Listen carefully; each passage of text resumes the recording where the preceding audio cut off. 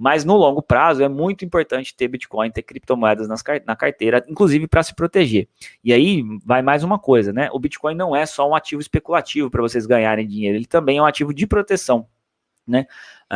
Que é uma forma que a gente tem de comprar, de ter um patrimônio que é inconfiscável, né? O Estado, hoje inclusive saiu uma notícia importante aí, eu estava vendo no canal, nos canais do Ancapsul lá, que vazaram dados lá de uma empresa que faz dados on-chain, eu esqueci, não sei se é a Chain Analysis, que eles estavam conseguindo ligar as carteiras, né, as carteiras de Bitcoin, os endereços de Bitcoin com os IPs. Porque quando você usa uma carteira, você usa a carteira da Trezor, da MetaMask, qualquer coisa você está fazendo uma conexão de rede. E você precisa, para fazer essa conexão de rede e checar o saldo da sua carteira e tudo mais, você precisa falar com um nodo, né, um nó de Bitcoin ou de Ethereum, um nó que tem as informações, né? E aí, quando você faz essa comunicação, o que eles estavam fazendo? Eles colocam nodos deles, né? Nodos do Bitcoin, por exemplo, deles, que nesses nodos são alterados para coletar informações. Então, quando você conecta no nodo para pegar a informação da sua carteira, ele vai lá e registra, o endereço tal, o IP tal, pegou o endereço da carteira X, da carteira de Bitcoin tal, então provavelmente esse endereço é dessa carteira. Não dá para ter 100% de certeza, mas você acessa 1, 2, 3, 5 vezes naquele endereço com aquele IP, dá para garantir que aquela carteira é sua. E aí daria para a gente, inclusive, chegar em cada carteira de Bitcoin nos donos desses endereços. Vejam a gravidade desse tipo de coisa. E a gente hoje está com esses dados estão sob posse de uma empresa que pode ter problemas de vazamento e tudo mais. Então, vejam que a privacidade, né, nossa privacidade não só está em risco por outros N motivos, inclusive dos KYCs da vida, mas também por conta desse problema. Então, muito cuidado. A única forma que a gente tem, a princípio, de se proteger desse tipo de coisa é usando um full node na nossa máquina. Então, você teria que instalar um full node do Bitcoin na sua máquina, ou seja, ter a blockchain inteira na sua máquina. Pelo que ele explicou, inclusive, você teria que ter 2, tá? O ideal mesmo é ter 2. Você vai ter um full node que conversa com os outros full nodes para ter todas as atualizações de tudo que aconteceu na blockchain. Esse cara sai para a rede, só que não tem nenhuma carteira sua nesse full node. E um segundo full node que tem a sua carteira, que só fala com esse full node aqui, que fala com os outros. Aí a sua carteira não iria se comunicar com esses outros nós da rede aí, que poderiam ser da Chain Analysis, e aí eles não teriam como descobrir a sua carteira. Mas hoje a gente já usa, provavelmente todos nós se você fez transações, se você fez consultas do seu saldo e tudo mais, você já falou com algum nó e provavelmente você já está mapeado, tá? Então muito cuidado com essa história aí. Tem como usar o DNS para esconder o IP? Ô Éder, então, talvez uma saída seja usar o Tor, né? A própria Trezor, o Trezor Suite, você consegue usar o Tor. Em tese, né, o Tor, se você for pela rede Tor, você vai estar escondendo o seu IP, porque você está passando por vários nós até chegar onde você precisa. Só que eu não sei se é suficiente, tá? Eu não sei qual é a tecnologia que eles usam. Em tese, sim, se você usar o Tor, você está resolvido. Você precisaria, na verdade, não é um DNS, tá? Você teria que usar uma VPN para esconder o seu IP e conectar sempre via uma VPN de outro lugar. Só que, assim, os pacotes do TCP/IP, eu sei disso porque eu programava e a gente tinha... Eu tentava fugir dos bots, e para fugir dos bots eu precisava ficar escondendo meu IP, e tem uma dificuldade grande de você realmente conseguir esconder seu IP 100%, tá? Eu tentei muitas coisas para conseguir esconder o IP 100%, é muito difícil. Sempre fica um resquício ali, você tem que mexer em muitos pacotes ali, então eu não sei se os softwares que a gente usa para fazer a conexão das carteiras, se eles são tão bons assim em esconder, mesmo através da rede Tor, mesmo através usar uma VPN, por exemplo, tá? Então, o Marco está falando aqui que VPN funciona, tomara que sim, é uma boa... em tese, a VPN... É que assim, Marco, eu não sei como é que funciona, como que é o contrato da VPN, por exemplo. Você ligou na VPN, a VPN vai ter o rastreamento do que você fez. Então, eventualmente, eles poderiam... Mas aí, acho que para Chain Analysis, especificamente, eles não conseguiriam te encontrar. Então, é uma saída, tá? Você vai... Ó, o pessoal já tá aqui, ó, sabe muito bem como é. Linux mais camuflador, mais VPN, mais browser... Pô, aí fica impossível te achar, teoricamente, né? Realmente fica impossível. Usar a internet do vizinho é boa também.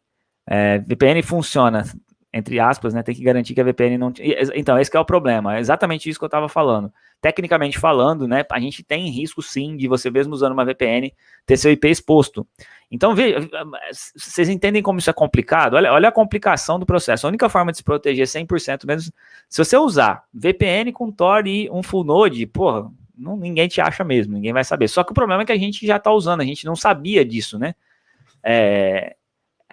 A internet, pessoal, é tudo muito rastreável, né? Então, acho que serve de alerta para quem acha que o Bitcoin ou as criptomoedas, inclusive nesse artigo que o Ancap Suman estava falando lá, ele estava dizendo que dá para rastrear até da Monero, viu? Eles disseram lá que eles conseguiram fazer um back trace lá para Monero. Pra vocês verem a loucura. Só usar VPN, eles vazarem seu IP, você mete o processo e triplica o capital. Vai. Depende de onde você usa VPN, né? Você pega uma VPN lá do, sei lá de onde, como é que você vai processar os caras, né? Qual o problema deles saberem isso? Vamos lá, eu te ajudo. Importantíssima a sua pergunta. Obrigado por ter feito ela, inclusive, tá? Solta o boneco do like aí, vou soltar o boneco do like, ó. 655 pessoas, 384 likes, a gente tem margem para subir pelo menos até os 500 likes aí. Eu conto com a ajuda de vocês para fazer isso acontecer. Vamos, como é que o Caio fala? Eu preciso fazer um curso com o Caio para pedir like. Mas olha só, ó, usa Tor com Full Node, é o que o Adalberto tá falando, vai funcionar, tá? Tor com Full Node vai funcionar. O problema, eu te ajudo deles saberem isso, é o seguinte. Primeira coisa, o governo vai saber o que a gente tem, tá? Basta, inclusive, eles vendem informações para... Teoricamente, eles vendem o seguinte, ó, quem comete atos ilícitos usando as redes e tal, a gente ajuda a polícia a encontrar. Então, eles ajudam a Receita Federal, eles ajudam o governo, ajudam a polícia. Logo, se a polícia ou a Receita Federal um dia falasse, não, eu quero que ele pode comprar os dados da Chain Analysis e eles vão ter todos os nossos dados. Então, se você tem pouco Bitcoin, né, pouca cripto, não é um problema. Agora, se tem bastante, isso pode ser um problema grande, porque aí aquela história de assim, não, eu transferi para carteira tal, né, aquele rolo que a gente pode falar que fez aí, que perdi, tem muita gente que brinca aí, não, é só, se acontecer, eu vou falar que eu perdi a carteira e queimei a carteira. Só que eles vão lá, pegam o IP de você está consultando a sua carteira direto aqui, por que você está consultando? Então daria para a Receita saber, daria para a polícia te encontrar, se fosse o caso, né, obviamente, a polícia só vai atrás da gente em teste se a gente fizer alguma coisa errada, mas daria para te rastrear. E qual que é o maior problema de todos? Nem é esse, tá? Porque esse, em geral, vai vir só com uma ordem judicial, alguma coisa assim. O maior problema que a gente tem nesse aspecto específico é que os nossos dados estão disponíveis, o nosso IP está disponível. Se você usa um IP que está numa localidade física, que dá para te encontrar, e vamos supor que esses dados da Chain Analysis sejam invadidos e hackeados, tá? Se eles forem invadidos e hackeados, os hackers terão acesso a todas as carteiras e qual é o IP dessas carteiras, aonde fica esse IP dessas carteiras, né? E aí eles poderiam ligar, né, pessoas a nomes, carteiras a nome de pessoas, e isso facilitaria o ataque, né?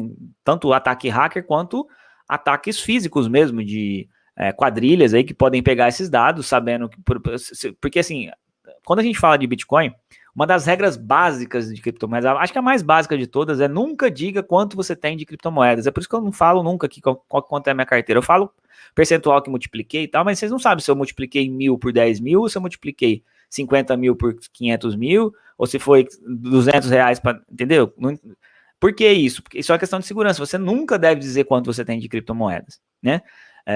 E quando a gente até fala aqui de declarar para a Receita, os riscos de declarar para a Receita são justamente esses. Você vai lá, declara para a Receita, tem seu endereço, tem seu nome, quanto que você tem de cripto, onde você mora, e aí o cara vai lá, hackearam a Receita, pegaram os dados, ele pode ir na sua casa tentar te extorquir, te roubar. Aliás, hoje mandou outra notícia que eu mostrei lá, que eu falei na hora da notícia que eu faço todo dia. Um menino lá no Reino Unido perdeu 2 bitcoins, foi roubado com uma faca. Pelo que eu li na notícia, ele comentou com os amiguinhos da escola que ele tinha criptomoedas, os caras se juntaram em várias pessoas em cima dele, com uma faca, e falaram, passa para mim aí, pronto. Então, assim, a gente não pode comentar quanto cripto a gente tem, porque isso te torna um alvo, né? E aí toda a segurança que você tem de chave privada, senha e tudo mais, ela resiste muito pouco a uma situação em que você seja, por exemplo, ameaçado da sua vida, né, com uma arma de fogo, uma faca, alguma coisa assim.